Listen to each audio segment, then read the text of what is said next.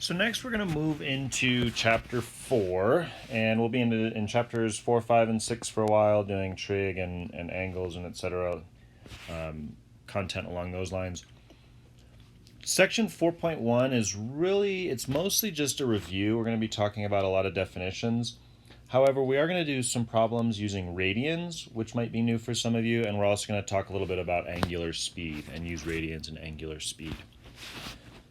So to begin with, let's just go ahead and define some stuff. This might be familiar for a lot of you, but just so we're all kind of on the same page here.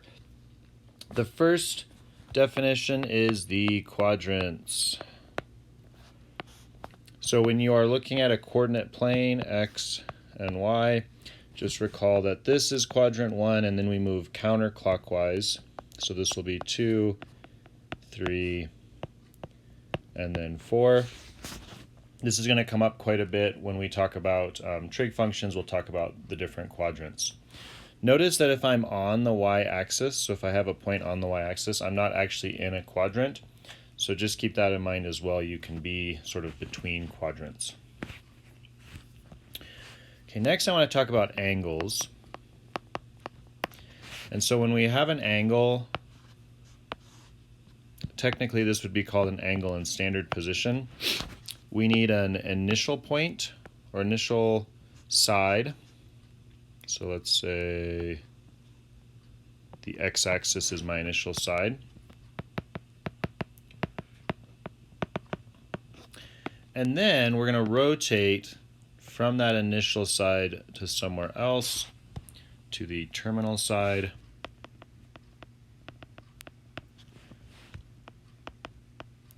And then this would be my angle right here, whatever that might be. So you could get out a protractor and measure that, or just know that it's between 90 and 180 degrees.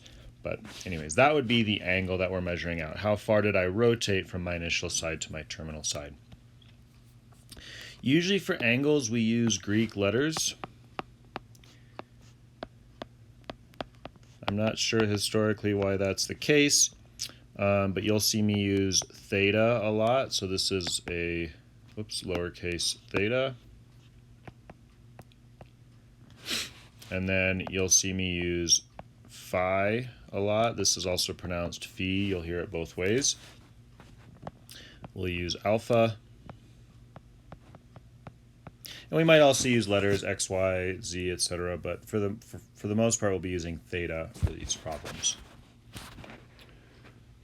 Okay. So let's go back to the angle that I just drew.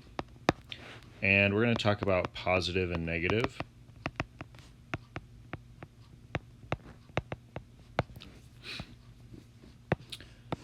So we will always use the x-axis as our initial side. And let's just say I rotated here theta and I end up right here.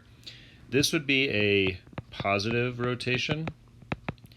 So this is counterclockwise. Alternatively, you can think about it as following the quadrants in order, right? So I'm sort of rotating from 1 towards 2. That's a positive angle. And if I go in the opposite direction, so let's say I had a different angle, phi, going this way. So again, starting at the x-axis and rotating clockwise instead, this would be a negative rotation.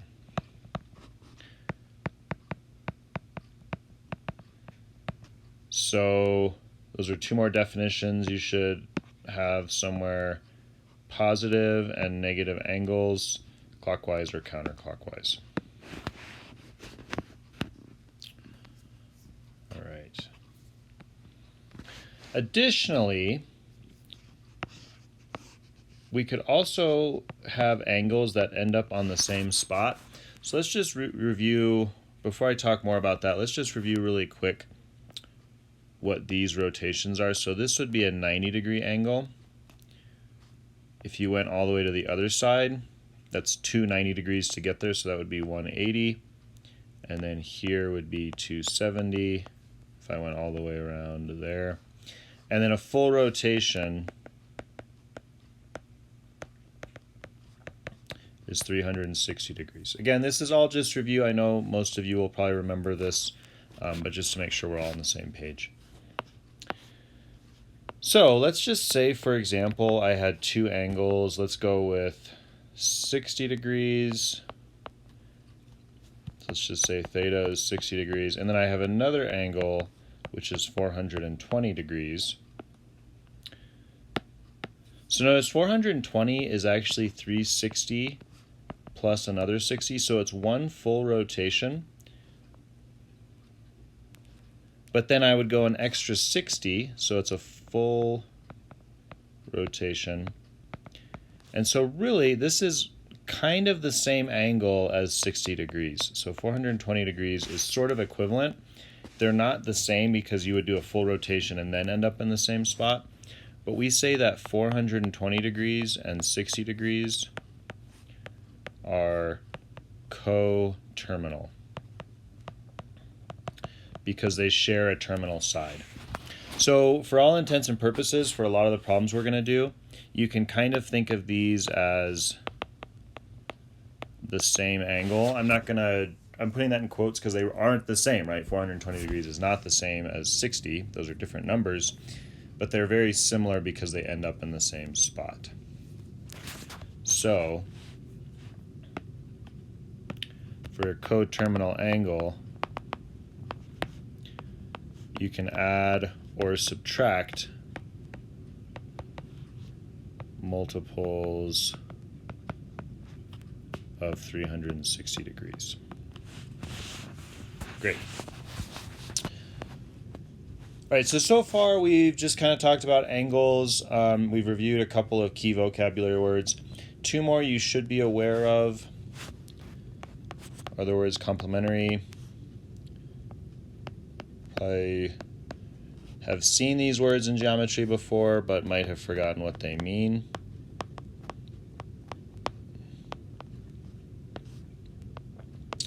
So a complementary angle, or that's when you have two angles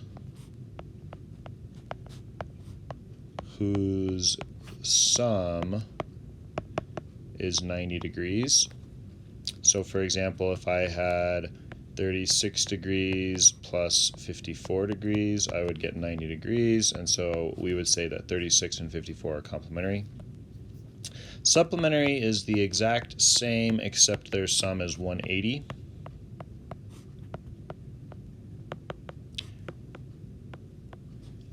So for example, if we went back to our example of 36 degrees, we'd have to add 144 and we would end up with 180. Now, one way to remember this, a student actually showed me this. If you take the first letter of each of these, so for example, the S can kind of be completed to make an 8. And so then you might remember that it's 180. And for the C, you can sort of complete the C to make a 9. And so then you can remember that that's 90. And that's actually what I use. I often forget these words, but I just double check that first letter in order to remind myself. Okay. So up till this point, this has probably been mostly review. I do want to talk a little bit about radians now. And this might also be review, but either way, we're going to be using radians a lot more than degrees in this class. So this is a good chance to kind of reinforce our concept of radian. So the first thing you need to know is that radians, in sort of its simplest form, is just another unit to measure an angle, just like degrees. So for example, if we have miles and kilometers, those are both units to measure distance.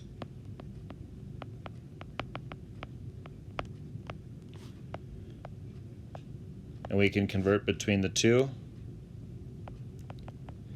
The same is going to be true with radians and degrees. Radians and degrees measure angles. Okay, so what you need to know is that 2 pi radians equals 360 degrees. So a full rotation is equivalent to 360 degrees. And oftentimes, radians are sort of thought of as a unitless measure. So we oftentimes don't even write radians.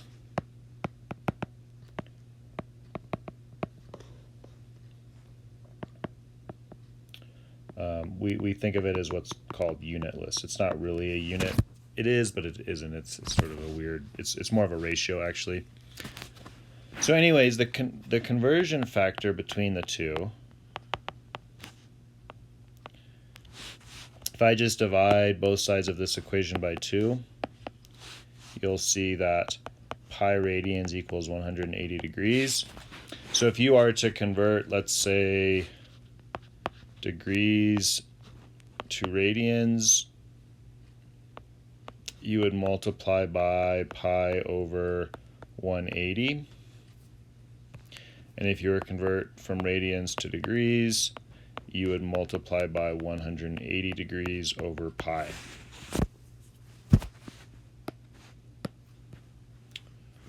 Okay. Now another thing I want to mention is that we usually leave radians in terms of pi.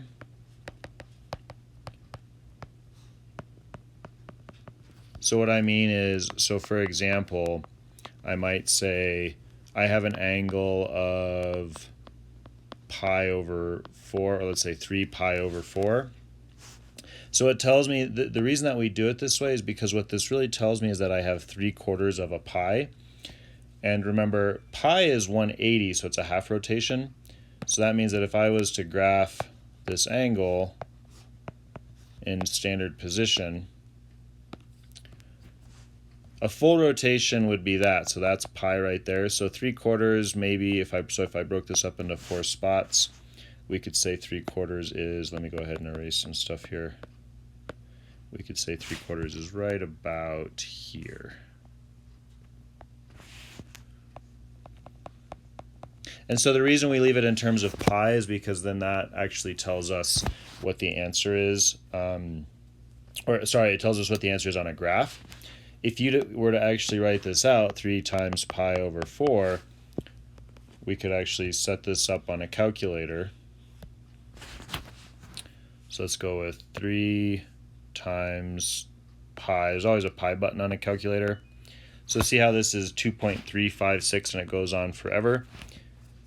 That's not a very useful way to report an angle. I already forgot what it was. 2.356. So I don't really know what 2.356 radians is, but I do know what 3 pi over 4 is. I just want you to be aware that you could do something like, if you saw something like theta equals 0.75, this is just assumed to be radians.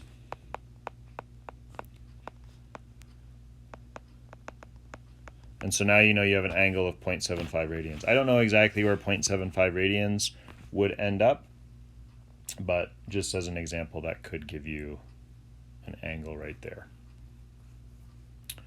Okay, so I think I'm going to stop this video at this point. We've gotten through all of our definitions. We've talked about radians. In our next video, we'll see a lot more with radians in it and talk more about how we might use those in problems.